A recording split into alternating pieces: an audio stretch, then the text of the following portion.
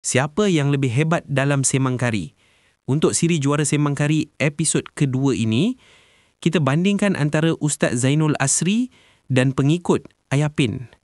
Mari kita tonton dan lihat siapa paling hebat buat cerita. Saya berjumpa dengan Ayah Pin sendiri di langit saya jumpa. Saya beramal, kemudian masuk di alam sebalik mata dia panggil. Alam Bazrah dia panggil, alam sebalik mata. Saya melalui Madinah. Kemudian saya pergi ke Mekah. Daripada Mekah saya naik ke atas dan saya bertemu sendiri dengan Ayah Pin di istana dia. Tapi ada orang terbang di langit. Tu orang panggil orang kayangan. Orang kayangan ni ada ke tak ada? Ada. Mereka tak makan dan tak minum. Mereka macam malaikat. Tapi rupa orang. Macam kita masalah Rasulullah Muhammad. Rupa kita. Tapi mereka macam malaikat. Tak makan tak minum. Tapi duduk sana, langit juga. Allah Rasulullah Muhammad. Duduk bukan di langit, di antara bumi dan langit. Allah Muhammad dipanggil orang kayangan. Orang kayangan ni di antara 118,000 alam yang Tuhan cipta, di antaranya adalah alam kayangan. Seperti mana pernah ada manusia yang Sayyidina Muhammad, yang kita ni manusia hak jenis dia panggil jisim kasar. Allahumma salli ala sayyidina. Ada manusia yang jenis jisim halus. Jisim halus ni jin lah. Tapi jisim halus yang kita masukkan manusia jisim halus ni, dia bukan jin, dia bunyan. Allahumma salli ala sayyidina. Dia bunyan. Dia macam kita. Ada masjid, Allah salli ala sayyidina, ada kereta. Kereta dia pertuan saga juga.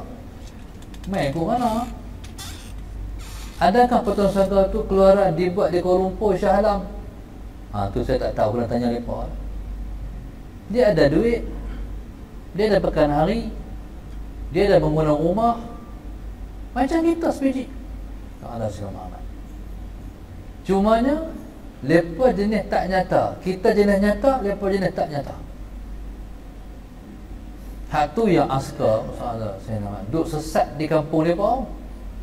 Masuk pasal hutan, masuk 30 orang, seorang tak keluar. Hak tu pergi kahwin dengan mereka, pergi menikah dengan orang bunyian. Salah Sayyidina Muhammad.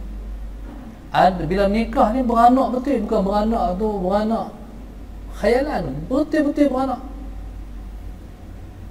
Ada yang dalam perut mak tu dua. Bila keluar seorang ni dia pamit pula. Ada berlaku, Allahumma salli ala sayyidina Muhammad. Anak ni hak kembang ni sallallahu alaihi wasallam Muhammad. Lepas tu bunyian pi ambil belah ni. Allahumma salli ala sayyidina Muhammad. Petang-petang orang tengok hak anak kembang ni bila dia besar main badminton. Dia pukul balik. Dia pukul. Main mana tu?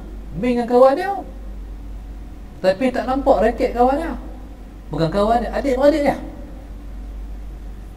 Kadang-kadang mereka bersembang lah, masalah gelak ketawa lah, subhan. Saya pernah jumpa satu orang. Dia kata, Ustaz, saya dulu saya mengandung. Bila beranak, sebelum keluar anak, keluar ulang.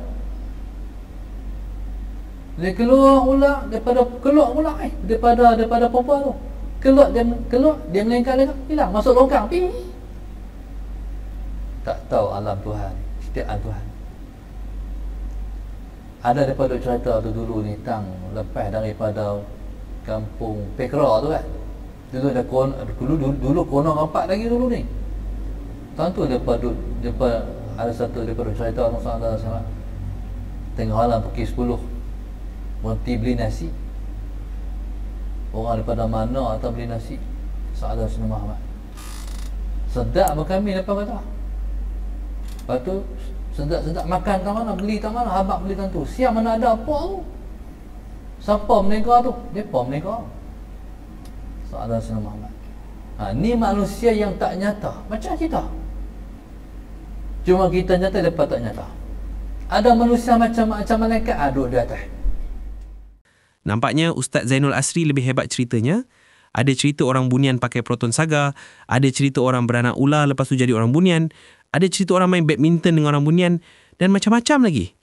Tapi ada juga orang percaya cerita macam ni. Alasannya kalau Allah izinkan, semua benda boleh terjadi. Kalau anda orang macam tu, sudah tentu anda akan percaya cerita berikutnya. Jadi saya duduk atas bukit ni, saya tengok satu ayapin ni, dia duduk, kaki dia ni duduk di bawah bukit. Lepas tu saya duduk atas bukit. Sedangkan saya lengok lagi tu, dia tinggi lagi daripada bukit.